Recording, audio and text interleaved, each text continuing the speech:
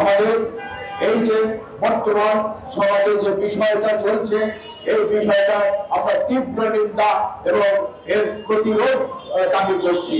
কারণ আজকে সকালেও আমি যখন পত্রিকা পড়েছি, সেখানে 5টির অধিক ধর্ষণের ঘটনা আমি নিজে পড়ে এসেছি সকালবেলায়।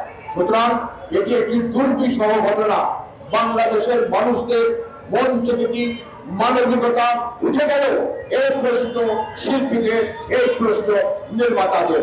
আজকে যে মব জাস্টিস তৈরি হয়েছে, যে মব জাস্টিস নিজেরা বিচার করছে, কেন করছে?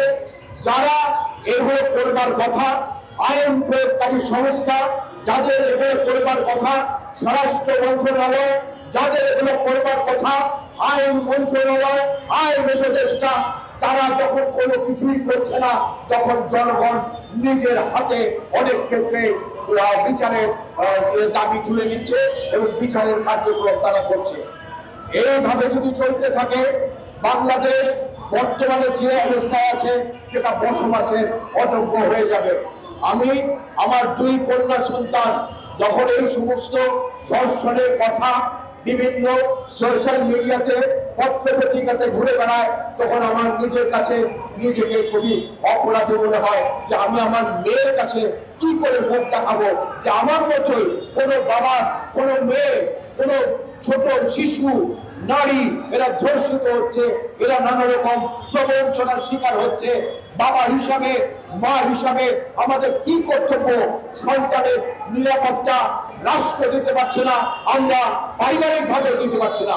সুতরাং আমি উদাত্ত কণ্ঠে আজকে এখানে বলতে চাই, এই যে অবস্থা চলছে, ধর্ষণের যে মহামারী শুরু হয়ে গেছে, এটা অবিলম্বে বন্ধ করতে হবে। আপনাদের কাছে আমার অনুরোধ, আপনাদের লেখনীর মাধ্যমে, আপনাদের মিডিয়ার প্রচারণার মাধ্যমে এই বিষয়টাকে নিয়ে এমন একটা সোচ্চার করে তুলুন পুরো বাংলাদেশকে, যাতে এই ধর্ষকদের, এই প্রতারকদের সর্বোচ্চ যে শাস্তি সেটা নিশ্চিত করতে এই সরকার বাধ্য হয়। আর তা না হলে আমরা বলতে চাই, এই বিশৃঙ্খলা, এই উশৃঙ্খলা শিল্পী সমাজ, নির্মাতা সমাজ আর মেনে নেবে না।